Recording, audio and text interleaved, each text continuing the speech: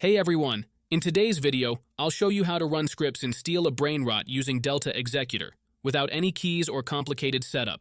As you can see on my iPhone, I already have it installed, and I can run crazy scripts like Brainrot Spawner, Instant Steal, and many more, all without annoying key system. The best part is, it works on both iOS and Android, and it's super easy to use. All you have to do is simply watch this video and follow every step carefully. Trust me, by the end, you'll be running Steal a Brainrot scripts like a pro. So if you want to dominate the game, let's get straight into the tutorial. Before we start, there are a couple of quick settings you need to change. This part is only for iOS users. If you're on Android, you can skip ahead to the next step. First, open your settings, go to General, and make sure background app refresh is turned on, either for Wi-Fi or for both Wi-Fi and mobile data. This helps the app run smoothly in the background.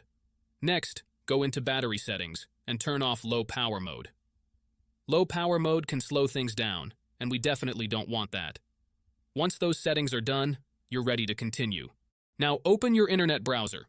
In my case, I'm using Safari, and go to delta-install.com.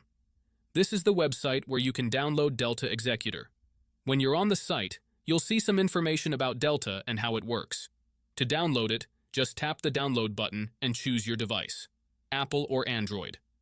The download might take a moment depending on your internet connection, but once it's finished, you'll see a confirmation page telling you the app has been installed and to check your home screen. At that point, Delta Executor should appear on your home screen and you're good to go. If this is your first time using the site, there may be a couple of extra steps. But don't worry, it's really easy.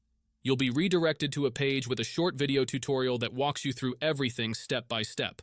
You'll just need to install a couple of apps from the App Store or Play Store, depending on your device. These apps are safe and secure, so there's nothing to worry about. Just follow the instructions and you'll be done in no time. And that's it.